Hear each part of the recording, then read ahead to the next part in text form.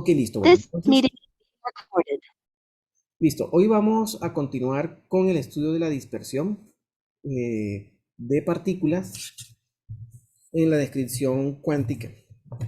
Vamos a continuar con lo que comenzamos la semana pasada, no, la clase pasada, el martes. Y la idea es lograr llegar hasta el estudio de la dispersión de neutrones térmicos por núcleos atómicos y revisar lo de capacitancia electroquímica. Tal vez voy a cambiar un poco el orden, o sea, puedo comenzar con esto para seguir, que es lo más parecido a lo que estábamos viendo antes, y después seguimos con la dispersión de electrones térmicos. En todo caso, la idea es seguir estudiando este fenómeno de dispersión. Nosotros estuvimos estudiando la sesión pasada, estuvimos estudiando cómo podemos describir nosotros el proceso de dispersión de electrones balísticos en el abordaje de Buttigieg-Landau. En ese abordaje nosotros vimos que cuando las partículas cuánticas, bien sean electrones o para el caso de la teoría de Buttigieg-Landau desarrollada para electrones, serían electrones, obviamente, pero también podemos tener dispersión de otro tipo de partículas por sistemas, por potenciales dispersivos. En este caso estamos viendo una dispersión de un sistema en una dimensión, eh, y lo hemos descrito por una matriz que la llamamos la matriz de scattering, la matriz S. Y relacionamos los términos de la matriz S con aquellos coeficientes de transmisión y reflexión que estudiamos cuando analizamos el problema en mecánica cuántica de la dispersión de haces de partículas por un cierto potencial, BDT. Después de que nosotros estudiamos esto, la idea es aplicarlo a un problema de interés que corresponde con el estudio de un sistema mesoscópico, es decir, de tamaños entre nanómetros hasta los micrómetros, donde las leyes de la mecánica cuántica son las que dominan el funcionamiento del sistema. En este caso, estamos pensando en estudiar esto, que sería un sistema formado por unas placas paralelas, donde tenemos un capacitor, pero al tener un potencial químico diferente en los dos lados, el potencial químico, recuerden que es aquel parámetro termodinámico que nos permite identificar la condición de equilibrio cuando hay intercambio de partículas. Como el potencial químico no es el mismo, estamos ante una situación de no equilibrio, es decir, aquí eso implica un flujo de cargas de un lado hacia el otro. Y en esta circunstancia nosotros tenemos una capacitancia electroquímica que está definida en términos de la carga que se transfiere, cómo se varía la carga con respecto al potencial químico. Esto fue lo que estuvimos haciendo el martes. Y lo otro que hicimos el martes fue definir el concepto de impedancia electroquímica, capacitancia electroquímica y admitancia electroquímica. Y con esos conceptos la idea es estudiar estos sistemas en más detalle. Hola Jonathan, cuéntame. ¿Ok? Bueno, yo ahora les quiero mostrar la aplicación de esto en un caso de estudio que es un sensor cuántico, donde aprovechamos las características de los electrones para, acoplando estos electrones en una placa metálica a un sistema molecular, poder extraer información de la interacción de moléculas con otras moléculas. Estos sensores son muy usados actualmente para detectar ciertas moléculas presentes en sangre o en fluidos corporales, y se pueden usar para la detección de enfermedades, de patologías. Entonces, vamos a mirar en detalle en qué consiste eso, ¿no? Entonces, vamos a mirar este tipo de capacitores, de sensores capacitivos, donde tenemos un metal. Es un sistema mesoscópico también, es decir, puede ser de tamaño de micrómetros, pero se rige por las leyes de la mecánica cuántica. Entonces, en este sistema vamos a tener bueno, tenemos el electrodo, normalmente un electrodo conductor. Acá estamos pensando en el electrodo, por ejemplo, de oro, y ese electrodo está conectado a una molécula capaz de intercambiar electrones. Esa molécula que es capaz de intercambiar electrones, bien sea que lo entrega o lo recibe, se conoce como una molécula redox, es decir, una molécula que se puede reducir, es decir, que puede perder sus electrones, o que se puede oxidar, es decir, que puede ganar electrones. Y está conectada al electrodo por medio de otra molécula que aleja la cabecita, bueno, el sitio activo al intercambio de electrones del sitio donde está el mar de electrones en el electrodo. Esa es la configuración básica. Recordemos algunos conceptos químicos que vamos a usar nosotros. O sea, este concepto de oxidación y de reducción, de agente reductor y agente oxidante, es importante recordarlo. Entonces miremos primero el caso de qué es un agente reductor y cómo cuando él actúa sobre una cierta sustancia, cómo la reduce. Entonces hablamos de un agente reductor cuando ese agente o esa sustancia es capaz de entregar electrones. Y después de entregar electrones, la molécula a la que le entrega electrones queda reducida. Es decir, un agente reductor va a reducir a la molécula. Y una molécula reducida es una molécula que queda con más electrones que los que tenía antes. Acá se dice que el número de oxidación, en el caso de la reducción, el número de oxidación disminuyó. Algo importante es que como se tiene que conservar la carga, el agente reductor queda oxidado después de reducir a la sustancia que va a reducir. El otro proceso que tenemos es el proceso de oxidación. Si tenemos un agente oxidante, este agente oxidante es capaz de arrancar electrones. Si él es capaz de arrancar electrones, una vez que arranca los electrones de la sustancia, va a quedar reducido y la sustancia va a quedar oxidada. O sea, una sustancia oxidada es aquella que ha perdido electrones. Se dice en términos del número de oxidación que el número de oxidación aumenta cuando hay un proceso de oxidación. Lo importante a tener en cuenta acá es que estos procesos que involucran la interacción entre moléculas están ocurriendo en una parte del sistema, que sería esta parte de acá. Y en esta parte del sistema pueden entregarse electrones o recibirse electrones. Es decir, ahí hay una transferencia de electrones, lo que se conoce como una electron transfer rate. Es decir, hay una relación de transferencia de electrones en el tiempo. Van a haber unos electrones que se transfieren de un lado al otro, o del sensor a la sustancia con la que interactúa, o de la sustancia a el sensor. La definición de capacitancia electroquímica se hace en términos bueno, normalmente la hacemos en términos del potencial químico, pero también la podemos hacer en términos del potencial externo. Si nosotros tenemos un potencial externo con el que perturbamos el sistema, porque miren que al final de cuentas, el potencial químico es una característica del sistema que tenemos ensamblado. Es decir, cuando nosotros tenemos un sistema ensamblado que está interactuando con un entorno, esa relación de ese sistema con el entorno va a dar un cierto valor de potencial químico. Y ese potencial químico es el que va a regular la transferencia de partículas del sistema al entorno o del entorno al sistema.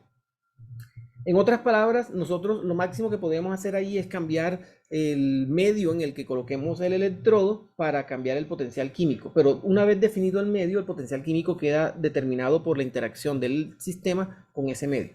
Así que no es algo que podamos variar nosotros fácilmente en el tiempo después de haber montado el sistema. Sin embargo, nosotros sí podemos cambiar el potencial eléctrico que le aplicamos al sistema. Como esto es un electrodo, como esto es un electrodo, nosotros podemos colocar por otro lado otro electrodo y cerrar el circuito para poder hacer que circule una corriente. Y con eso, con ese potencial que pongamos respecto a otro electrodo, si por ejemplo ponemos aquí un electrodo y respecto a este electrodo colocamos un cierto potencial phi, con ese potencial nosotros podemos alterar las condiciones electroquímicas de transferencia de cargas. Al potencial que describe tanto la transferencia, por decirlo de alguna forma, no es del todo precisa, pero sí nos sirve para imaginarnos la transferencia natural de cargas en el sistema, que sería el potencial químico, y además nos describe esa transferencia inducida debido a un potencial externo, se conoce como potencial electroquímico. Entonces, el potencial electroquímico incluye las dos contribuciones: la contribución del sistema como un todo y la contribución del potencial externo. Listo, entonces cuando nosotros tenemos ese potencial electroquímico que incluye las contribuciones de la interacción del sistema con su entorno más las contribuciones del potencial externo que aplicamos, nosotros podemos describir en términos de ese potencial electroquímico la interacción que está ocurriendo aquí en el sistema. Ahora, hay que tener en cuenta que la carga neta que realmente estamos transfiriendo nosotros acá donde está la parte electroactiva sería la carga del electrón por el número de electrones que interactúan con el potencial, dado que una molécula puede tener, una molécula en la parte activa puede tener una cantidad de electrones, pero no todos esos electrones van a interactuar con el campo eléctrico. Algunos van a ser electrones que van a mantener los enlaces químicos entre los diferentes átomos que conforman a la molécula, y esos no van a interactuar en este proceso. Los que van a interactuar van a ser aquellos que están disponibles, normalmente los de valencia, y ellos son los que nosotros vamos a considerar para estos cálculos. ¿Ok? O sea, son electrones que están disponibles para poder moverse, o bien sea electrones que pueden ser transferidos o pueden ser espacios huecos donde pueden ser recibidos electrones. Recordemos, si ocurre un proceso de oxidación, es decir, si esta parte de acá actúa como agente oxidante, después de recibir el electrón, o sea, después de oxidar, queda reducido. Si actúa como ente reductor después de oxidar, es decir, después de entregar el electrón, queda oxidado. De esa forma, nosotros podemos describir este fenómeno a partir de estudiar las cargas disponibles en estos centros activos para que ocurran estos procesos. Y en términos de esas cargas podemos definir la capacitancia electroquímica. Ese es el ejercicio que vamos a hacer rápidamente. Cuando nosotros queremos describir esta capacitancia, tenemos que tener en cuenta que este potencial químico depende de la temperatura. Por lo tanto, el potencial electroquímico también va a terminar dependiendo de la temperatura. Además, si nosotros tenemos muchos electrones que pueden ser intercambiados en estos centros redox, esos electrones, dado que un centro redox está separado lo suficiente del otro, podemos hacer la suposición que la interacción de un electrón en un centro redox con el electrón de otro centro redox es casi despreciable, o sea, puede ser despreciable. Nosotros podemos suponer entonces que esos electrones que están allí, y son muchos centros redox disponibles, los podemos modelar como si fueran electrones cuasi libres, es decir, lo podríamos modelar como si fuera un gas ideal.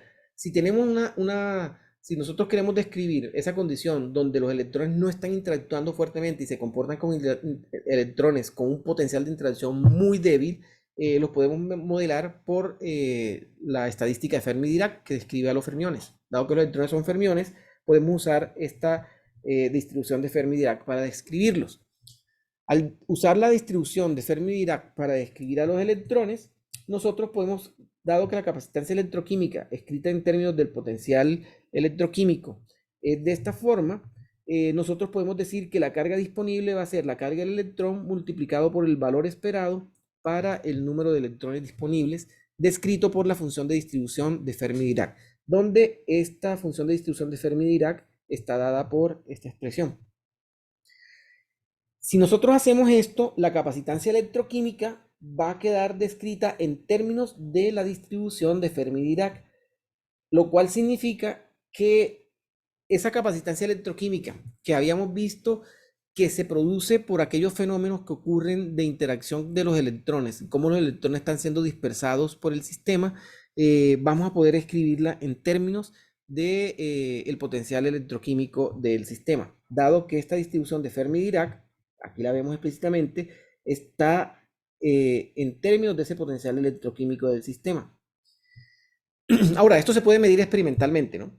Si nosotros hacemos una medición experimental, es decir, si nosotros vamos al laboratorio, llegamos y construimos este sistema y lo conectamos, hacemos una conexión eléctrica para garantizar que aquí se impone un potencial entre estos dos electrodos, lo colocamos una solución apropiada, por ejemplo, un medio que sea una solución electrolítica, entonces nosotros podemos calcular las propiedades eléctricas, podemos calcular esa capacitancia, o sea, podemos medir esa capacitancia que hemos calculado. Aquí están unos resultados experimentales, ¿sí? Esto está divulgado en el artículo de la referencia, si quieren lo pueden consultar. Miren que estos resultados experimentales corresponden con exactamente una curva dada por la ecuación que hemos encontrado con la aproximación de suponer que los electrones se comportan en los centros redox como electrones libres. ¿Ok? Esta parte de la capacitancia electroquímica, bueno, aquí hay muchos más detalles que podríamos revisar, pero yo creo que podemos dejarlo hasta acá. para que vean una aplicación de estos conceptos ya en algo que podemos medir en el laboratorio. Nosotros en nuestro laboratorio, en el grupo de investigación sin BIOS, normalmente estamos haciendo este tipo de mediciones, o sea, nosotros estamos haciendo caracterización eléctrica y fabricando sensores, y lo hacemos para hacer sensores cuánticos que permitan detectar moléculas en soluciones en fluidos corporales. Eh, Hemos estado haciendo sensores para analizar fármacos y sensores para detectar moléculas asociadas a cáncer, es decir, algunos pueden ser, por ejemplo, oncogenes o algún bioreceptor que esté asociado a fenómenos, a cáncer, que es uno de los temas de investigación que tenemos. Bueno, entonces, viendo esto en una perspectiva teórica, un poco más general, porque miren que estos son sistemas, lo que le acabo de mostrar es un sistema en dos dimensiones, es un sistema que podemos describir con simplemente dos dimensiones. Para describir sistemas con más dimensiones ya tenemos que hacer una descripción un poco más completa, donde incluyamos el potencial de interacción. De todo lo que hemos visto hasta ahora, podemos concluir que para que ocurra un proceso de dispersión, que se dispersen los electrones, tiene que haber algún potencial de interacción, es decir, un potencial que haga que los electrones interactúen entre ellos para que ellos puedan interactuar y después de interactuar puedan cambiar la dirección de propagación. Eso quiere decir que cuando nosotros estudiamos los potenciales de interacción de dos partículas y de una partícula, básicamente estamos vislumbrando el estudio de estos fenómenos de dispersión. El caso más sencillo que estudiamos fue este para el caso de interacción de dos partículas. Si teníamos, esta es la representación gráfica, ¿no? Si tenemos dos partículas, una con un número de onda, un vector de onda K, y la otra con un vector de onda P, entonces, cuando interactúan por medio de un potencial de dos partículas, un potencial, por ejemplo, como un potencial columbiano, el potencial columbiano es un potencial de dos partículas, porque en el potencial quedan los términos de las dos partículas involucradas en el potencial. Cuando interactúan por medio de un potencial, por ejemplo, columbiano, es decir, tenemos neutrones, en el caso de estudio que nos interesa ahorita, tenemos neutrones y lanzamos un neutrón para que interactúe con el sistema, que sería un átomo. Entonces, estos neutrones interactuando con el átomo van a sentir el potencial del átomo como tal. Ese potencial que va a sentir bueno, en el caso del electrón, el potencial no sería por carga eléctrica, ¿no? Porque el neutrón es neutro. Si tuviéramos un protón de dispersión de protones, el protón va a sentir un potencial columbiano de los núcleos. Dependiendo del tipo de carga, va a haber un potencial de interacción. Ahí tendríamos una interacción entre el núcleo, estaríamos hablando de esa interacción entre el núcleo y el neutrón. Esa interacción entre el núcleo y el neutrón, definida por un potencial de interacción, va a hacer que el neutrón, cuando interactúe con el núcleo, termine con un número, con un vector de onda diferente al vector de onda inicial.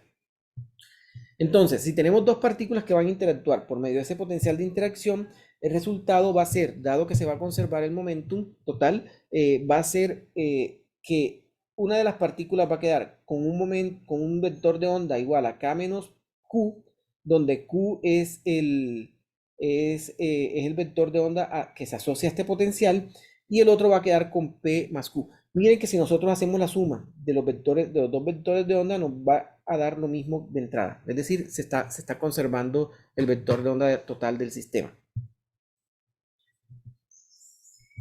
Entonces, para la dispersión inelástica de electrones en tres dimensiones, en general, la dispersión inelástica, nos interesa estudiar la dispersión inelástica de neutrones porque es una técnica experimental que nos permite estudiar em,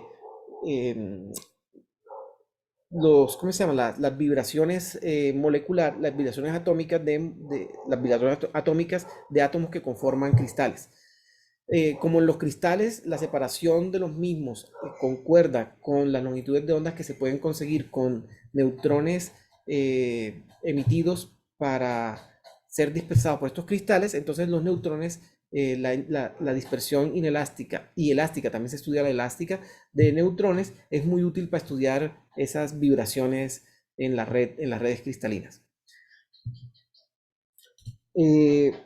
Entonces vamos a pensar en un sistema formado por muchas partículas cuánticas que van a estar descritas por un hamiltoniano, donde las posiciones R sub alfa corresponden a las posiciones de la partícula alfaésima.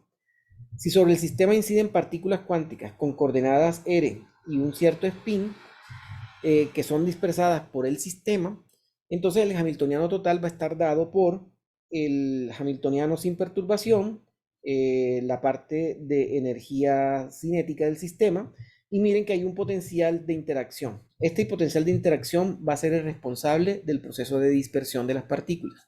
Y en ese es en que nos vamos a estar concentrando ahorita. Aquí este P es el operador de momento angular, por lo tanto eso que tenemos aquí es energía cinética.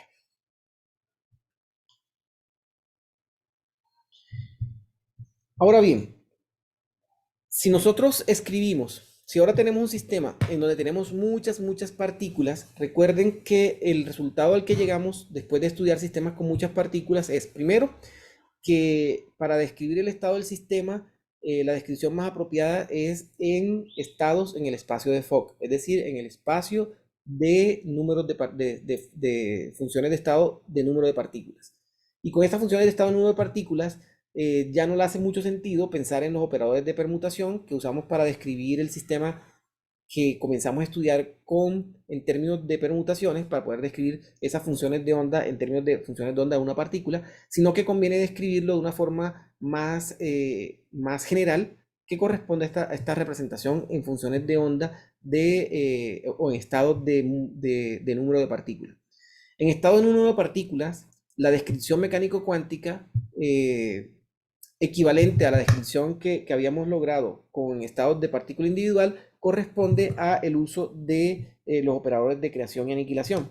Este operador de creación y aniquilación, actuando sobre los estados de número de partículas, son los que van a definir la naturaleza cuántica del sistema de muchas partículas. Recordemos que los estados de número de partículas van a estar dados por el número de partículas que están en el estado determinado. Entonces, el sistema sin perturbar H sub 0 va a tener unos ciertos autovalores, que son E sub n, serían la energía para esos estados.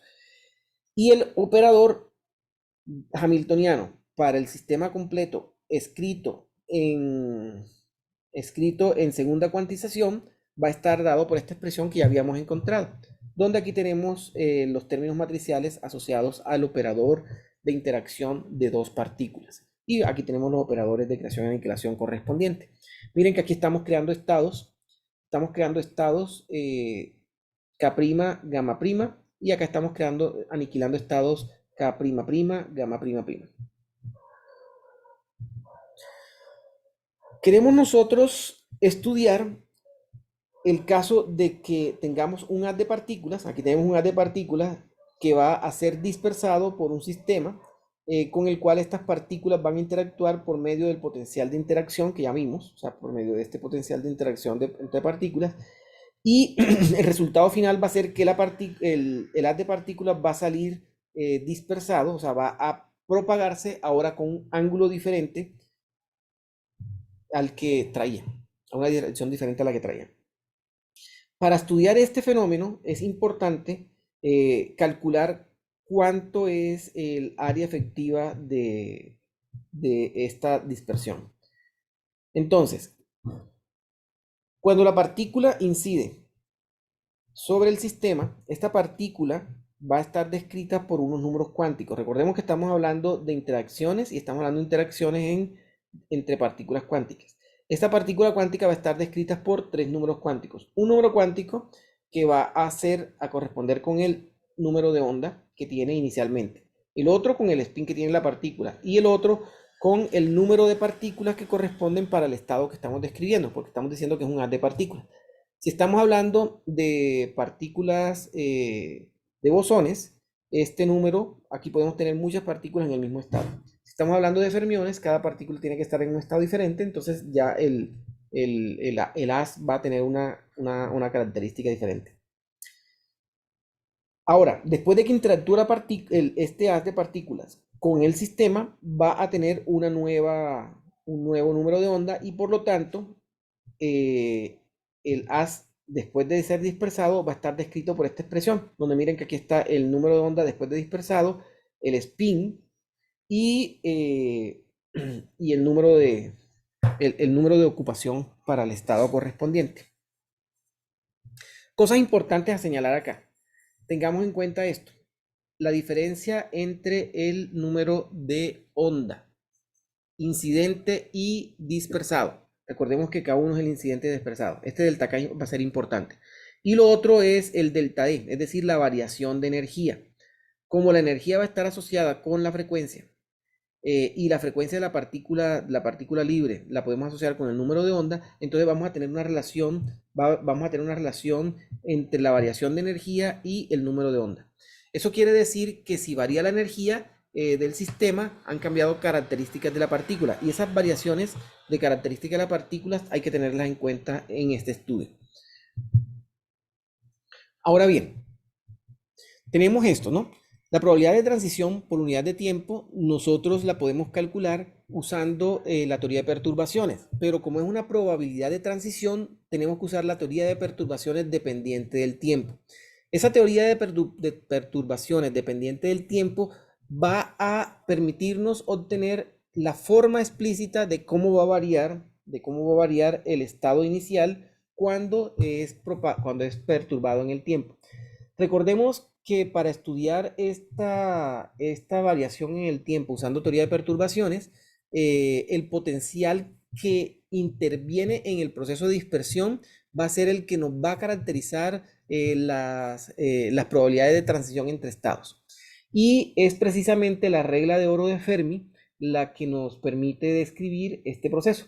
Fermi fue uno de los primeros bueno, por lo menos el primero que aparece reportado, y por eso lo llamamos regla de oro de Fermi, que usó la teoría la teoría de perturbaciones dependiente del tiempo para describir cambio de estados, ¿no? Probabilidad de transición de un estado a otro. Que eso es lo que nosotros vamos a calcular ahorita.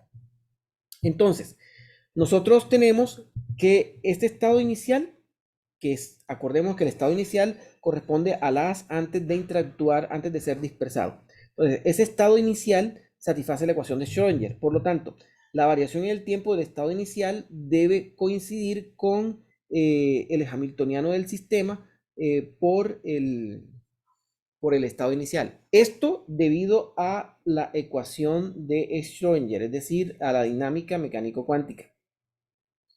¿Sí? Y lo otro que nosotros tenemos que tener en cuenta es que esta ecuación que está acá la podemos reescribir de esta otra forma.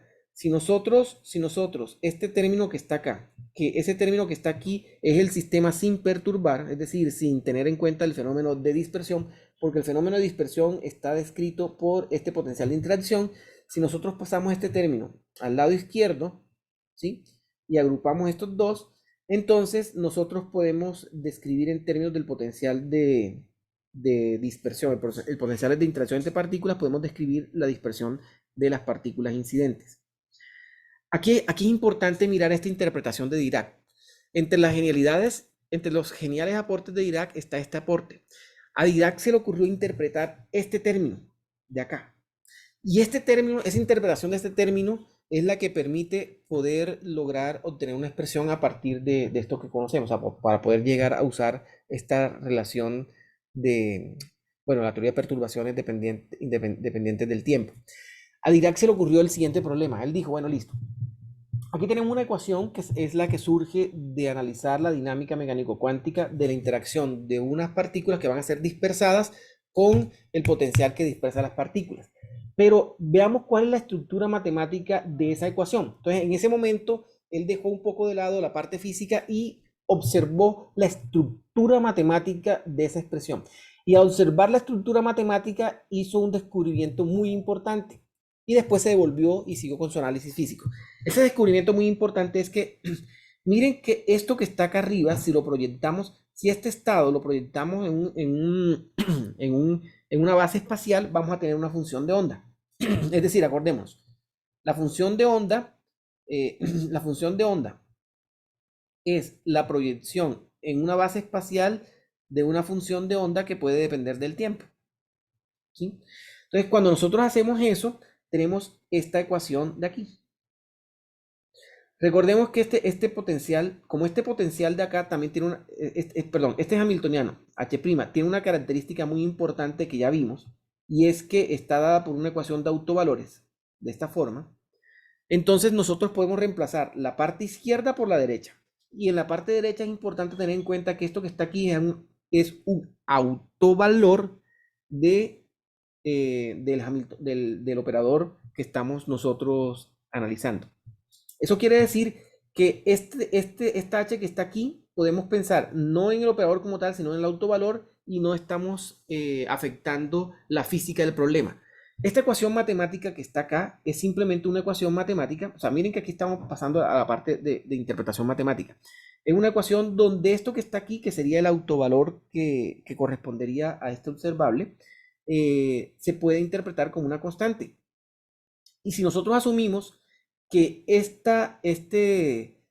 potencial de interacción, bueno, que esta función, estamos haciendo la interpretación matemática, que esta función tiende a cero en el pasado, cuando este potencial tiende al potencial phi, entonces nosotros podemos escribir esta función de onda en el tiempo actual, la podemos escribir en términos de estas dos expresiones, donde esta función phi de t corresponde a la aproximación asintótica del estado phi de t cuando, cuando la función s de t tiende a cero en el pasado. Es decir, esta sería la contribución causal que viene del pasado.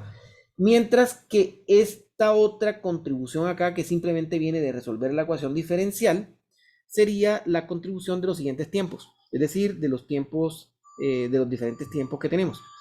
Lo interesante de esto que está acá es que hemos encontrado una forma de reemplazar esta parte izquierda de la ecuación. O sea, esta parte izquierda de la ecuación la podemos interpretar, bueno, en general, esta ecuación que tenemos aquí la podemos interpretar en términos de esta ecuación, de la ecuación diferencial descrita aquí arriba, y la solución para la función de onda sería esta.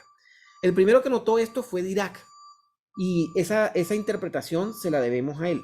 Ahora bien, ¿qué hemos logrado con esta interpretación? Y aquí vienen uno de los resultados preliminares que hemos obtenido. Entonces, como estamos estudiando el caso donde este hamiltoniano, que es el sistema antes de interactuar, del cual extrajimos el potencial que nos va a causar la dispersión, o sea, el potencial de interacción entre partículas lo extrajimos de ese hamiltoniano, ¿sí? Recordémoslo acá. Nosotros extrajimos, miren, ese H sub 0' es este de acá. Este lo separamos del potencial de interacción entre partículas, que este es el que nos produce la dispersión de las partículas. Como nosotros lo separamos, entonces ahora podemos decir que ese H sub 0' es independiente del tiempo porque se caracteriza el sistema no perturbado. Ahora, como este señor conmuta consigo mismo, actúa como si fuera una constante. Esto ya pasando la interpretación de Dirac nuevamente a nuestra interpretación física del fenómeno. O sea, acuérdense que este resultado lo obtuvimos hace un momento de pasar la ecuación mecánico-cuántica que obtuvimos a una ecuación diferencial, ¿sí? Donde asumimos que este C es el autovalor correspondiente al hamiltoniano. Cuando nosotros hacemos esto y asumimos que en el tiempo, o sea, que hay un estado inicial en el tiempo cuando tienda a menos infinito, y ese estado va a ser este, entonces nosotros podemos predecir cómo sería el estado del sistema en un tiempo determinado t. Y en ese tiempo determinado t, ese estado del sistema va a estar dado por una expresión similar a la solución de esta ecuación de primer orden, ¿sí? Que sería una solución de primer orden. Y esa solución de primer orden está acá. Algo importantísimo también de la contribución de Dirac es que Dirac asumió que el estado inicial era independiente del tiempo, de tal forma que la dependencia temporal queda descrita por esta exponencial compleja. ¿Ok?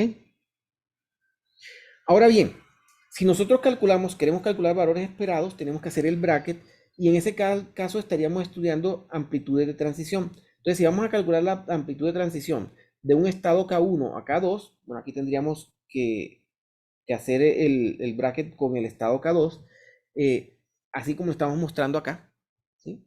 O sea, que si queremos nosotros pasar de un estado con número de onda K1 a un estado con número de onda K2, tenemos que hacer el bracket con el estado final. Ahora, esta probabilidad, esta amplitud de transición, nosotros la podemos calcular usando este resultado que acabamos de encontrar acá arriba. Y esa probabilidad de transición va a estar dada por esta expresión de acá. ¿Sí? Miren que lo único que estoy haciendo es multiplicando aquí por este bra. Si yo multiplico por el bra en la parte izquierda y en esta parte de acá, este elemento que obtenemos va a ser el elemento matricial. Y vamos a tener esta otra contribución que sería la que proviene de la dependencia temporal. Si nosotros asumimos que esto es independiente del tiempo, entonces nos podemos concentrar en la otra parte de acá que sería la dependencia temporal. Y podemos describir la amplitud de transición para que el sistema cambie de un estado con número de onda K1 a un estado con número de onda K2, lo podemos escribir en esos términos, como el elemento matricial de la transición entre K1 y K2 mediada por el potencial W multiplicado por la integral de E a la I omega t. ¿Sí? Recordemos que el omega está dado en términos de la resta, está en términos de la resta de los dos números de onda. ¿Sí? Y lo otro que tenemos que también tener muy presente es esto que está acá, es decir, que el valor, el valor propio del operador h sub 0' es el delta d, que es h barra omega.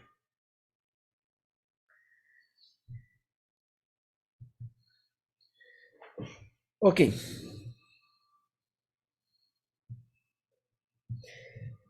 Ahora bien, tenemos un problema con la ecuación que hemos obtenido. Y el problema que tenemos es que tenemos un límite infinito en ambos lados. O sea, miren que aquí tenemos un lío porque resulta que tenemos que calcular esta integral y esta integral de acá tiene un problema porque la función que queremos integrar es una función que está definida en todo el espacio y es periódica. Y la periodicidad está dada por la frecuencia angular omega. Entonces, para resolver esta dificultad matemática, hay que hacer algún tipo de suposición que nos permita poder sacar algunas conclusiones y poder resolver el problema. A Dirac se le ocurrió, bueno, supongamos un tiempo, que ese tiempo es suficientemente largo, el tiempo que vamos a medir, y supongamos que queremos ver en un tiempo determinado cuál sería la amplitud de transición. Ahora, suponemos que el tiempo es lo suficientemente largo para que menos ese tiempo actúe como si fuera el tiempo menos infinito. Si nosotros resolvemos esta integral, ya es una integral definida que podemos resolver y la integral es muy sencilla, ¿no? La integral definida de esta de acá nos va a dar este término. ¿Sí? O sea, al resolver esta integral, vamos a obtener este término de acá. Sí, que sería como una función, es una función seno de omega de una t mayúscula sobre omega al cuadrado. Lo otro que también tenemos que tener presente es esto, ¿no?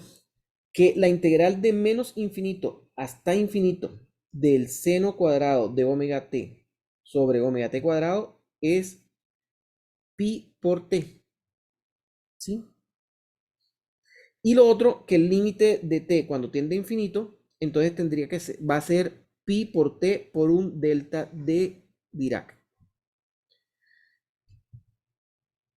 Y aquí nos apareció el delta de Dirac. Claro, cuando nosotros observamos esta expresión de aquí, ya podemos inferir de que al considerar tiempos largos nos va a aparecer el delta de Dirac. Y esta es una de las definiciones del delta de Dirac. Entonces miren lo que hicimos. Listo, consideremos la amplitud de transición para tiempos muy largos y evaluémosla en tiempos muy largos pero finitos. Con eso obtuvimos el término que nos daría la integral y después volvimos a recuperar los valores de infinitos. Entonces ahora estaríamos calculando una probabilidad de transición en tiempos suficientemente largos y esa probabilidad de transición va a quedar definida por unos delta de Dirac. De esta forma obtenemos esa probabilidad de transición para que el sistema cambie de una partícula o un haz de partículas que entran con número de onda K1 para que cambie a un número de onda K2. esta expresión que está acá ya nos está diciendo cuánto es la probabilidad de transición de un lado al otro. Y esta expresión es la base de la regla de oro de Fermi. ¿Ok? Claro, la regla de oro de Fermi ya implica todas las posibles transiciones, así que tenemos que hacer la suma. O sea, la regla de oro de Fermi propiamente dicha está dada es por una expresión donde consideramos toda la suma. ¿Qué tenemos hasta ahora? Entonces, hasta ahora tenemos que si nosotros queremos estudiar la transición de un estado definido por los números de onda K1, por el número, por el spin S1 y por el número de ocupación N1 al siguiente estado con número de onda K2, spin MS2 y número de ocupación N2, esa probabilidad de transición va a estar determinada por los elementos matriciales los elementos matriciales asociados al potencial de interacción de dos partículas y tenemos un delta de Dirac. Y ese delta de Dirac nos va a decir que solamente, o sea, ese delta de Dirac básicamente nos da las reglas de selección. Es decir, nos está diciendo, ojo, no todas las transiciones son permitidas. Solo son permitidas las transiciones que hagan que esto que está aquí sea cero. Es decir, que la energía de entrada y de salida sea H barra omega. Si se cumple esa condición, entonces puede ocurrir la transición. Es decir, no todas las transiciones son permitidas. Eso implica que la dispersión tiene una cuantización implícita, ¿no? Ahora bien, la probabilidad de transición por unidad de tiempo, que la definimos como esta gamma, miren que todos estos números, o sea, con el número de onda podemos simplificar la expresión si nos concentramos en el número de onda, dado que las demás cantidades las podemos expresar acá en términos de este número de onda. La probabilidad de transición por unidad de tiempo, que una partícula con número de onda K1, después de ser dispersada, tenga un número de onda K2, va a estar dada por la suma de todas las posibles, ¿sí? De todos los posibles casos de acá. Es decir, todos los posibles casos para todas las posibles configuraciones de números de ocupación, todas las posibles combinaciones de spin y multiplicada por la probabilidad de transición que encontramos acá arriba. ¿Sí? Esto que está aquí van entonces a hacer esas distribuciones de probabilidad o distribuciones de estados para el sistema antes de la dispersión. Cosas importantes, como esto actúa como una distribución de probabilidad, la sumatoria de ellas debe ser 1. Y esa condición la tenemos que satisfacer para poder garantizar que no aparecen partículas de la nada ni que desaparecen de la nada. Y para poder mantener las condiciones de, de continuidad de las partículas. Bueno, retomamos entonces el problema como ya con esto tenemos unas expresiones con las que podemos calcular esas probabilidades de transición. Pero ahora pensemos un poco en el experimento. En los experimentos que hacemos en el laboratorio de dispersión llegamos y decimos, listo, colocamos un haz de partículas. Y ese haz de partículas lo hacemos dispersar con un cierto ente dispersor. Y las partículas van a ir a un cierto ángulo. Entonces yo me pregunto, bueno, si yo mido en un ángulo sólido respecto al haz incidente, o sea, viene el haz incidente representado por este lapicero, viene el haz incidente y vamos a tener un haz dispersado, que sería este rojo. Entonces yo me pregunto, bueno, para definir un ángulo sólido respecto al ente dispersor, cuánto es... cuánto es la probabilidad de que el haz de partículas se disperse y al medir aquí observe partículas. También puedo preguntar cuánto es la intensidad, si tengo la intensidad de haz incidente, cuánto es la intensidad que voy a observar en este ángulo sólido acá. Esa es la pregunta que vamos a querer resolver ahora.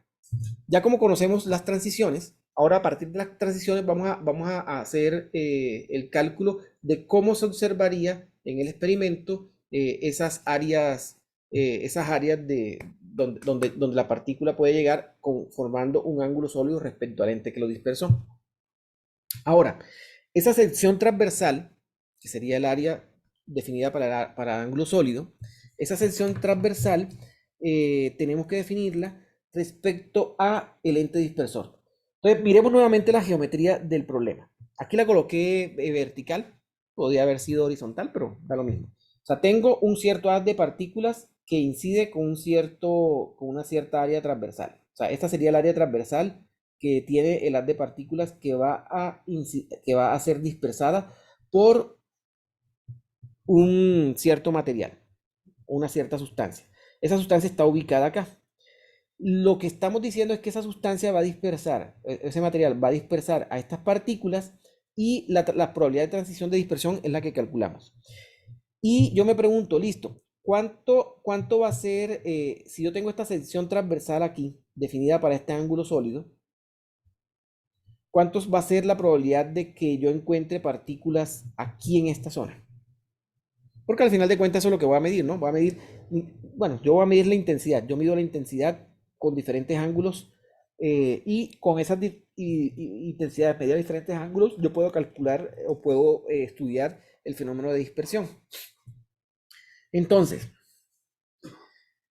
el diferencial de sección transversal de dispersión o diferencial de área objetivo efectiva, esa diferencial de área objetivo efectiva se define como la segunda derivada del área transversal, o sea, esta de aquí, con respecto al ángulo sólido y a la energía. Esto, por definición, miren que esto tiene que ver más con el experimento, para poder asociar lo que estamos calculando con el experimento. Esto sería el área atravesada por una partícula con un número de onda K, que al ser dispersado por su número de onda se encuentra entre K2 y K2 más de K.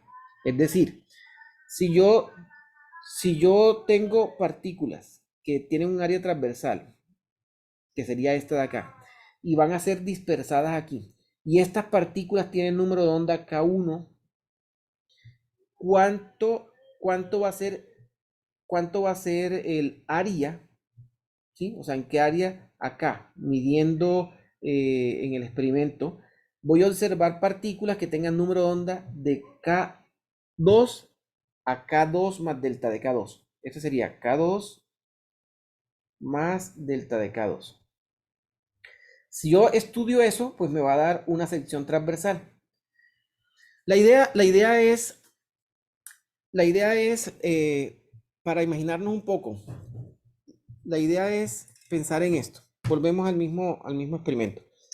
Eso supone el haz de partículas que viene a ser dispersado por este material.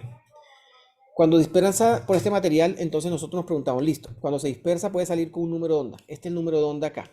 Si lo miramos de frente, el número de onda acá. Si ahora digo que el número de onda está entre K y K2, estoy diciendo que estoy viendo todas las posibilidades alrededor de un cierto cono. Esos valores entre K y K más del K, o sea, si este rojo sería K2, y además de eso digo, bueno, quiero ver cuál es el área que conforman las partículas que se dispersan con número de onda K y K más K2. Tengo que incluir todas las K más el K2. Si nosotros miramos el K, o sea, mirando esto, pero lo miramos sobre... Ay, pues eso no se ve. No se ve, el puntico se lo borra. Es que esto creo que tiene activado doble. En su momento que tengo un pequeño detalle aquí. Tengo un detalle técnico. Ya lo, ya lo corrijo. A ver, esto está asumiendo que yo tengo eso. Con esto ya no lo borra. No lo sigue borrando. Bueno, no sé. No, a ver, tengo uno rojo. Este sí no lo borra. Aquí sí se ve. Si este había dicho que el lapicero rojo es el K2. Entonces, el valor de K2 como tal sería este. Ahí lo ven, ¿no? Ese es K2. Pero si yo digo, ese K2 está entre K2 y K2 más delta de K2. Entonces tengo un montón de posibles valores. Por ejemplo, un posible valor de, esto aquí sería dk2. O sea, dk2 va a ser esta distancia acá, pero este es solamente uno posible. Este es solamente uno posible. Miren que hay muchos otros posibles. De hecho, todos los que coincidan con la circunferencia de alrededor son posibles. Entonces, si yo incluyo los valores de K y K más de K2, estoy incluyendo todos los que caen en una circunferencia, bueno, suponiendo que es una circunferencia, ¿sí? Esa circunferencia que está allí depende de a qué distancia estoy midiéndola respecto al ente dispersor. Porque miren que no es lo mismo medirlo, o sea, esa área transversal no es lo mismo medirla a una distancia, a esta distancia que medirla a la mitad. Entonces, por eso, para poder definir de forma apropiada esa área transversal, se suele definir en términos de un ángulo sólido, porque el ángulo sólido sí es el mismo, ¿sí? Porque el ángulo sólido es área entre la distancia, bueno, entre el seno de la distancia. Entonces, con el ángulo, con el seno del ángulo del cono, ¿no? Entonces, lo que vamos a hacer nosotros es describir en términos de esa área el fenómeno de dispersión, ¿sí? Sí, sí queda claro. Es decir, entramos con un número, las partículas van con un número de onda K1, se dispersan y me pregunto, listo, ¿cuántas quedan con número de onda K2 hasta K2 más de K2? Como el K2 más K2 más delta de K2 implica que son K2 en el centro y como estoy colocándole un cierto valor de K2, ese valor de K2 pueden ser muchos posibles valores. Entonces estoy implicando a muchas partículas que van a ocupar una cierta circunferencia centrada en el número de onda K sub 2. ¿Está claro? Esa es la base, ¿no? O sea, si entendemos esa parte, el resto ya es colocarle la estructura matemática para hacer el cálculo. Esa es la forma convencional como se estudia el problema de dispersión. Seguramente cuando ustedes estudiaron dispersión de Rutherford, usaron la misma técnica. O sea, usaron esas áreas transversales para calcular la dispersión de Rutherford. ¿Sí, sí se acuerdan?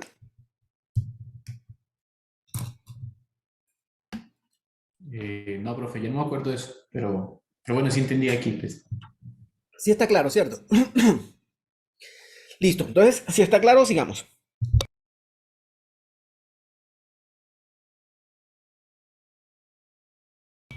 Listo. Entonces, ya teniendo planteado el problema y queriendo buscar la relación entre las partículas incidentes y las partículas dispersadas, centrándonos en un ángulo sólido definido por estas dos, por partículas que van entre números de onda K2 y K2 más del delta de K2, si nosotros nos centramos en esta, básicamente nos estamos centrando en el ángulo sólido de omega. Entonces, por eso aparece el concepto de ángulo sólido, porque es la forma natural de describir esto en el espacio tridimensional. Ahora, la otra cosa importante es que las energías están definidas por estos valores de número de onda. Las energías estarían definidas de tal forma que la energía para las partículas que son dispersadas y que terminan con número de onda K2 va a estar de esta manera y las otras van a ser energía entre E y E más de K2. Ahora bien, como queremos calcular esto, es decir, cómo varía el cociente entre el área de acá y el ángulo sólido por unidad de energía, tenemos que hacer el análisis detallado de esta cantidad de aquí. Ese es el siguiente paso que vamos a dar. Ahora bien, vamos a mirar con mucho cuidado qué significa esta cantidad. Vamos a revisarla de nuevo. Por ahora llevamos ya la relación entre K1, K2 e involucramos el concepto de ángulo sólido para poder hacer la descripción de la dispersión. Al involucrar el concepto de ángulo sólido, conviene describirlo de forma matemática explícita. Sabemos que un ángulo sólido lo describimos en términos de un vector unitario y un vector de área superficial. El vector de área superficial corresponde al vector de área de esta área de acá. Es decir, sería un vector aquí de ese. Y el vector unitario corresponde a un vector unitario radial que lo vamos a escribir en coordenadas esféricas. Es decir, que este diferencial de ángulo sólido va a estar descrito simplemente por el seno de teta, que es el ángulo conformado entre el número de onda incidente y el número de onda dispersado. Ese es el seno. El diferencial de teta y el diferencial de phi, donde phi es el otro ángulo que nos define el ángulo sólido. Porque acordémonos que el ángulo sólido está en tres dimensiones, ¿no? O sea, para poder definir la relación entre la dirección de K2 respecto a K1, necesitamos el ángulo teta y el ángulo phi. Ahora, el diferencial de sección transversal de dispersión por átomo, que es el sigma, ¿sí? está dado por esta expresión. Entonces vamos a mirar cada uno de estos términos, o sea, cómo nosotros entendemos esta expresión. Entonces miren, que esto que está acá es básicamente, miren que aquí está el área transversal que estamos diciendo que son los átomos que van a ser, bueno, o las partículas que van a ser dispersadas. ¿Cómo relacionamos esto con las probabilidades? Porque al final nosotros lo que tenemos calculado hasta ahora son probabilidades de transición. Entonces, esto sería la probabilidad de transición por unidad de tiempo para pasar de K1 a K2. Si nosotros multiplicamos la probabilidad de transición de que las partículas pasen de K1 a K2, las multiplicamos por la fracción de partículas dispersadas en el ángulo sólido, solamente tendríamos que dividirla por el número de entes dispersores y la densidad de corriente de las partículas incidentes. Es decir, esto que está en el numerador nos va a decir, listo, miren, aquí tenemos un ente dispersor que nos va a dar una probabilidad de que las partículas que vienen con número de onda K1 terminen con número de onda K2. Pero estas partículas, o sea, esa probabilidad de transición la tenemos que multiplicar por la cantidad de partículas que son dispersadas y que se observan acá. Ahora, tenemos que dividir eso por el número de centros dispersores, porque tenemos que involucrar cuántos centros dispersores estamos teniendo acá, porque no tenemos un centro dispersor, tenemos varios centros dispersores. Y esos centros dispersores van a afectar la cantidad de partículas que vamos a observar en el otro lado. Y esto que tenemos aquí es la densidad de corriente de partículas incidente. Es decir, cuántas partículas vienen en este haz. O sea, cuántas partículas están incidiendo por unidad de tiempo, por unidad de área.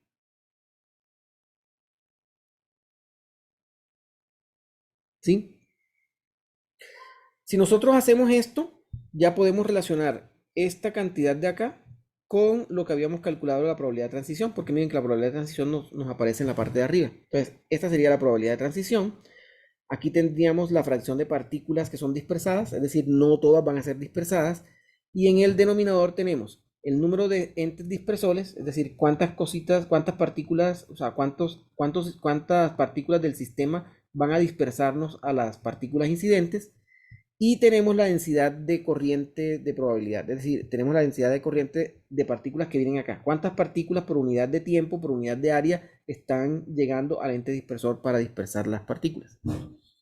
Claro, esto hay otra forma de verlo. Tal vez puede ser más fácil otra forma de verlo. Si nosotros esto lo pasamos a multiplicar por este lado, puede ser más fácil de ver.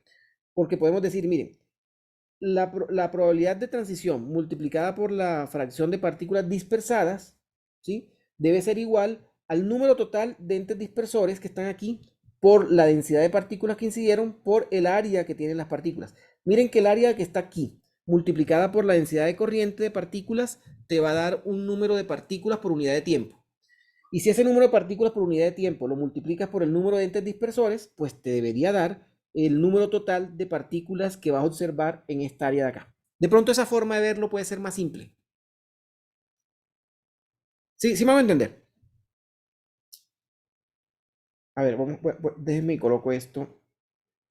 Voy a sacarlo de acá y voy a crear un nuevo tablero. Entonces, miren, lo que les quiero decir es esto. Puede ser más fácil de verlo de esta forma. Es decir, eh, no voy a cometer o sea, no voy a hacer ninguna aproximación, simplemente voy a reescribir esto. Entonces, miren, al hacer esto que está aquí lo puedo pasar a multiplicar a este lado. Así que esto estaría acá. Y esto que estaría acá lo puedo igualar con esto que está acá. ¿Sí? Eh, Permítanmelo y lo escribo al revés. O sea, vamos a colocarlo acá y este lo voy a colocar acá. Igual no importa, la igualdad no importa cómo la escriba. Pero permítanme colocarlo así para hacerles un dibujito que puede ser mucho más ilustrativo. Entonces, Vamos a suponer que tenemos una cierta densidad de partículas. O sea, tenemos una cierta densidad de partículas que vienen acá. Entonces, la densidad de partículas, este sería el vector de densidad de partícula 1. Esto que está aquí es número de partículas por unidad de área por unidad de tiempo. O sea, que esto va a implicar una cierta, vamos a colocar la magnitud. Esto va a implicar una cierta corriente de partículas dividida por una cierta área transversal. ¿Sí? Ahora, ¿cuál es el área transversal? Nosotros la definimos como de 2 sigma. Ahora, el número de entes dispersores es, aquí vamos a tener un sistema formado por partículas. Y van a haber n entes dispersores. Esos n entes dispersores van a dispersar las partículas que vienen en este haz. ¿Ok? Entonces, miren, ¿cuántas partículas por unidad de tiempo llegan acá? Entonces, las partículas por unidad de tiempo que llegan acá es el producto de esta densidad de corriente por el área transversal. Pero el área transversal está aquí. ¿Sí la ven? Se dan cuenta que aquí está de omega d sobre de omega d. O sea que aquí tenemos el área transversal. O sea que al multiplicar esta cantidad por la densidad de corriente de partículas, obtenemos la cantidad de partículas por unidad de tiempo que llegan acá. Pero miren que esto es visto, o sea, esto es lo visto por la parte de abajo. En la parte de arriba estamos observando una cierta probabilidad de transición. Entonces estamos diciendo, listo, acá nos interesa ahora ver partículas que van a ir con un número de onda entre K1 y K1 más delta de K1. Y en el de abajo teníamos partículas que venían con un número de onda K2. Ay, perdón, lo estoy colocando al revés. Perdón, K1 viene acá abajo y K2 viene acá arriba. Siguiendo la misma geometría del dibujo que tenemos, ¿no? Es decir, las partículas que inciden vienen con K1 y las partículas que se dispersan vienen con K2. Entonces, miren, estas partículas que están aquí con K2 tenemos. ¿Cuánto es la probabilidad de que de K1 se dispersen y obtengamos K2? La probabilidad se llama gamma de K1 a K2. Esa fue la que calculamos ahora. Pero miren que de todas las partículas, de todas las partículas que son dispersadas, solamente una pequeña fracción va a caer en el ángulo sólido que nos interesa. Si nosotros multiplicamos eso por la probabilidad de transición, vamos a tener el número neto de partículas que van a estar acá. ¿Ahora sí queda más claro? ¿Ahora sí queda más clara la relación? Sí, profe, sí, señor. Sí, ahora sí, sí, sí es más visible. Ok, perfecto. Es un dibujo, a veces, un dibujo habla más que 1000 palabras. Siempre, ¿no? Esto sería esto de aquí. Y el número de partículas, pues el número de entes dispersores que están allá. Ok, entonces, con esto lo que tenemos ahora que calcular son las cantidades, ¿no? Las cantidades de interés. O sea, tenemos que calcular esta, ya esta la tenemos. Tenemos que calcular esta y esta la asumimos. Entonces vamos a mirar cómo calculamos estas cantidades. El ángulo sólido ya lo teníamos, o sea, ya teníamos aquí lo que tiene que ver con ángulo sólido. Entonces ahora vamos a suponer que el sistema ocupa un cierto volumen. Y el volumen no tiene por qué ser un paralelepípedo rectangular, pero por simplicidad vamos a suponer un paralelepípedo rectangular con un volumen Lx por Ly por Lz. Si nosotros tenemos este volumen Lx por Ly por Lz, los números de onda van a estar cuantizados y van a estar descritos por esta expresión. Eso es lo típico que hacemos cuando tenemos un pozo de potencial en 3 dimensiones. O sea, no estoy haciendo realmente nada raro, ¿no? Esto es con el objetivo de poder identificar las relaciones que vamos a tener entre los parámetros espaciales y los de número de onda. Ahora bien, si nosotros nos queremos preguntar cuánto es la fracción de partículas que van a ser dispersadas con energía entre K y K más delta de K, entonces esa fracción va a ser el ángulo sólido que tenemos aquí dividido entre el volumen total, ¿sí? Es decir, entre todos los posibles valores de número de onda. Todos los posibles, o sea, este que está aquí esto que está aquí nos estaría diciendo, si miramos un espacio de número de ondas, ¿sí? Estamos hablando de espacio de número de ondas. Y en el espacio de número de ondas nos preguntamos, bueno, ¿cuál va a ser el espacio que ocupa en ese espacio de número de ondas los números de ondas entre K2 y K2 más de K2. O sea, es decir, ¿dónde están los números de ondas que van de aquí perdón, que van de K2 hasta K2 más delta de K2? Entonces, nosotros suponemos que el delta de K2 es muy chiquito y por lo tanto estamos pensando que ese espacio ocupado va a ser este. Asumimos que es ese porque estamos diciendo que en el espacio K2, que el K2 tiene en X, K2X, K2Y, K2Z, no estamos dándole una dirección preferencial. Así que estaríamos pensando, de acuerdo al ángulo sólido que tenemos, que esta sería la región ocupada en ese espacio. Y si ahora dividimos entre todo el posible espacio, para eso hicimos esto de acá. Los posibles valores de K que tenemos estarían limitadas a esta región, donde este que está aquí sería el K, bueno, esto aquí sería el K2X, bueno, la componente de K2X, esa sería la componente de K2Y y esta es la componente de K2Z. O sea que el producto de estas tres te va a dar el volumen ocupado, ¿sí? Que sería 2pi al cubo sobre el volumen en el espacio real. Por eso aquí lo tenemos así, 2pi al cubo sobre el volumen. Esto sería el espacio total en ese espacio de número de onda. Entonces la fracción de partículas que están con números de onda entre K2 y K2 más del K2 sería esta. ¿Está claro? Sí, señor. Sí, profe. Perfecto. Ahora, recordemos que tenemos una relación para las energías y que habíamos descrito también una relación para el diferencial de energías. Y esto lo necesitamos para poder escribir en términos de energía esta fracción. Entonces, si nosotros reemplazamos esto en la fracción que tenemos, vamos a encontrar la expresión para la fracción en términos de los diferenciales de energía. La idea de los diferenciales de energía es poder quitarnos de encima estos términos de acá. ¿Ok?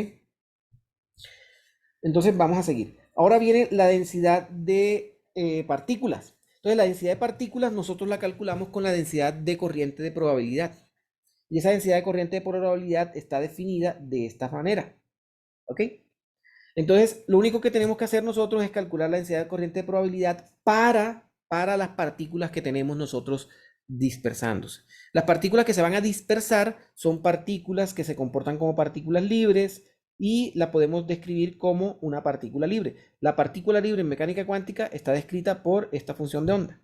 Por lo tanto, con esta función de onda nosotros podemos obtener esta densidad de corriente. Y con esa densidad de corriente ya nosotros podemos calcular la magnitud, que es la que nos interesa, y quedaría de esta forma. Lo único que nos falta ahora es integrar estos, o sea, combinar estos términos y con eso encontramos el resultado que deseamos. Entonces, volvemos a retomar. Tenemos la expresión para el diferencial de área transversal, que lo habíamos expresado en términos de la probabilidad de transición, de la fracción de partículas que fueron dispersadas con número de onda entre K2 y K2 más delta de K2, el número de entes dispersores y la densidad de probabilidad de partículas, partículas que van a llegar allá. Cuando nosotros reemplazamos las cantidades que ya tenemos, vamos a obtener esta expresión de acá. Miren que la única que no estamos reemplazando aquí es la densidad de probabilidad, ¿no? Las otras ya las reemplazamos. Reemplazamos esta y reemplazamos esta. Con esta expresión, recordando que la densidad de transición de probabilidad ya la habíamos calculado, incluimos esto aquí y hacemos las operaciones algebraicas correspondientes, recordando algunas otras cosas adicionales, ¿no? Recordando que este término que está acá viene de los elementos matriciales de ese operador de interacción de dos partículas. Entonces nosotros obtenemos esta expresión de acá. Esta expresión de acá nos dice cómo es la sección transversal por por diferencial de ángulo sólido, por diferencial de energía.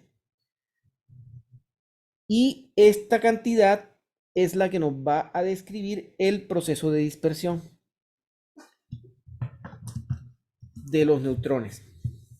Cosas importantes a tener en cuenta. Miren que aquí tenemos un delta de Dirac, es decir, que no todas las posibles transiciones son permitidas, lo cual implica que hay una regla de selección. O sea, esto impone una regla de selección. No todas las transiciones son permitidas.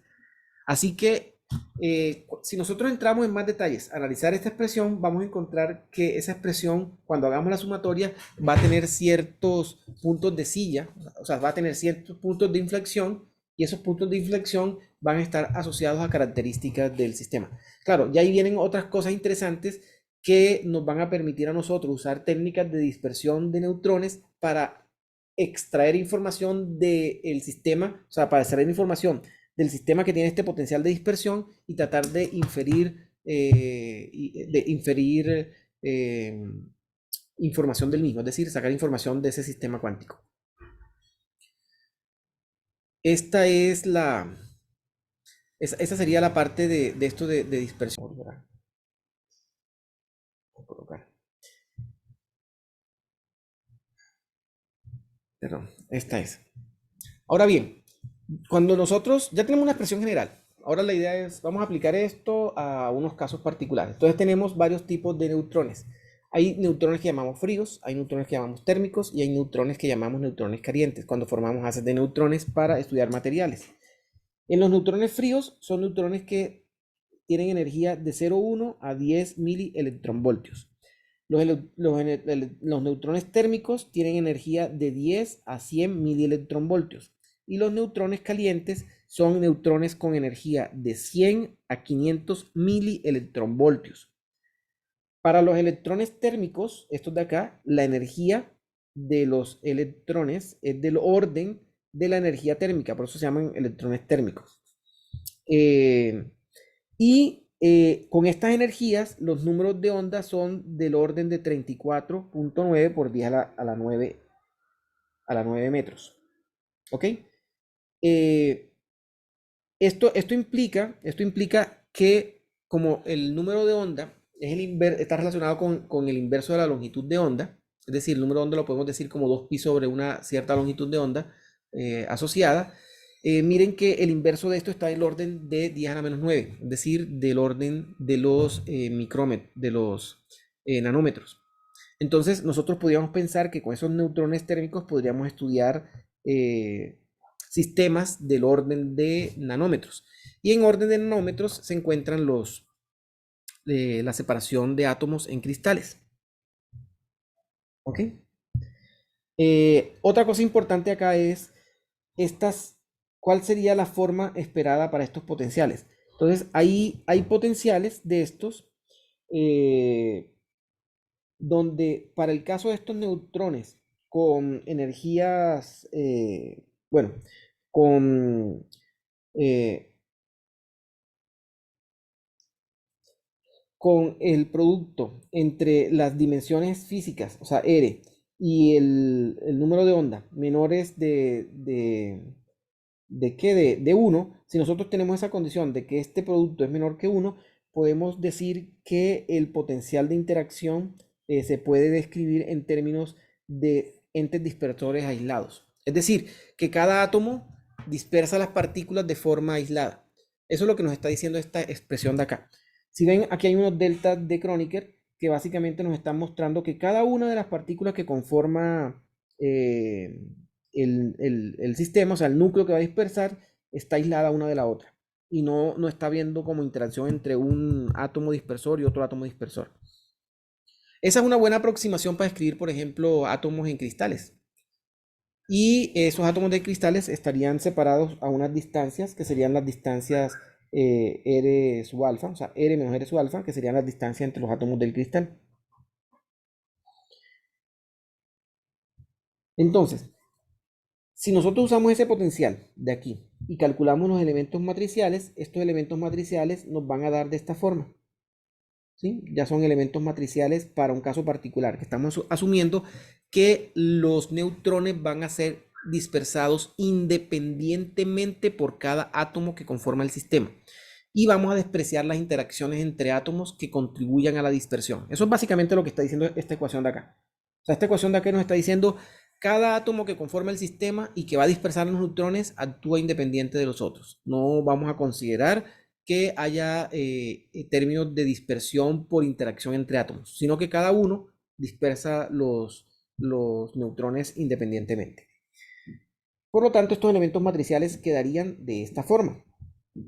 Ahora, si nosotros llegamos y definimos el valor de K como la diferencia entre el número de onda incidente y el número de onda dispersado, nosotros, eso para poder, porque aquí nos parecen términos de K1 menos K2, entonces nosotros podemos colocar estos elementos matriciales en términos de esa nueva definición de número de onda, de ese K que es K1 menos K2. Nosotros encontramos esta expresión. Ahora, esta expresión de aquí, la idea de esta expresión de aquí es calcular esta expresión de aquí para el caso de dispersión por partículas, por núcleos. En este caso estaríamos pensando en que vamos a estudiar difracción elástica de neutrones por núcleos y no vamos a considerar interacciones entre esos núcleos que afecten a la dispersión. Si nosotros calculamos esto después de hacer el álgebra, es decir, después de introducir estos elementos matriciales dentro de esta sumatoria, tengamos en cuenta que como aquí aparecen unos términos de exponenciales complejas, eh, esas exponenciales complejas van a darnos lugar a unas sumatorias y esas sumatorias normalmente las podemos abordar en términos de unas series. Unas de esas series, de las más conocidas, son las series de Fourier, ¿no? Entonces, eh, la expresión que nos va a quedar de esto de acá va a corresponder con la serie que representa la función sinc. O sea, básicamente eso es algo importante, ¿no? O sea, al tener esta función exponencial nos va a dar matemáticamente una expresión que va a corresponder a la función sin. La función sin sería la suma, la que vamos a obtener de la sumatoria que tenemos acá. Y con esa sumatoria que tenemos ahí, o sea, es decir, con esa función sin, nosotros ya podemos expresar los términos completos de estos elementos matriciales. Bueno, no sé si valga la pena y tampoco tenemos mucho tiempo, pero yo igual yo les mando los apuntes para que miren los detalles. Aquí está la demostración de cómo se llega a esa conclusión. Cosas importantes acá es, el resultado que tenemos es que esta área transversal por unidad de ángulo sólido, por unidad de energía asociada a el proceso de dispersión de neutrones, la podemos describir con base en cuatro términos. Este término, que lo llamamos incoherente, una amplitud de interacción incoherente. Este otro término que lo llamamos interacción coherente, a esta otra que sería el término de la función S incoherente y a este coherente. Entonces, de forma simplificada, podemos describir que nuestra área transversal va a estar dada de esta forma. Y sin entrar en más detalles, al graficar esto, vamos a obtener las funciones. Al graficar estas funciones vamos a obtener esto. Como estamos sumando dos contribuciones, vamos a encontrar esas contribuciones descritas por estos picos. Es decir, cuando hagamos el experimento, nosotros en el experimento lo que vamos a terminar observando son cosas de estas. Es decir, que al observar esto para diferentes frecuencias, vamos a observar unos picos y estos picos, las distancias entre estos picos las vamos a asociar con las diferentes frecuencias que nosotros estamos prediciendo teóricamente.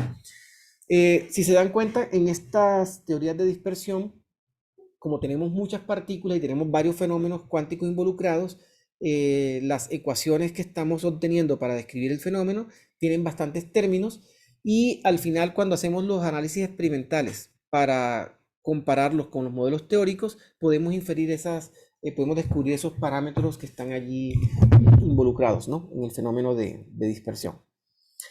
Yo creo que, bueno, igual se nos acabó el tiempo, ¿no? Yo creo que sería conveniente que miraran los detalles. Igual en el libro guía, en el texto guía, está una descripción también de estos detalles. De pronto hay unos pasos intermedios que ahí omiten, por lo menos lo de el planteamiento básico del problema de dispersión, ese se omite en el libro, porque como es el mismo que se usa en la teoría de Rutherford, el mismo que se usa en cualquier teoría de dispersión, entonces se asume que ya se ha visto. Yo de pronto le hice un poco más de énfasis en eso para que entendieran cómo era el problema, pero pueden complementar el estudio de esto haciendo la lectura. ¿Ok? No sé si hay alguna pregunta o dejamos hasta acá.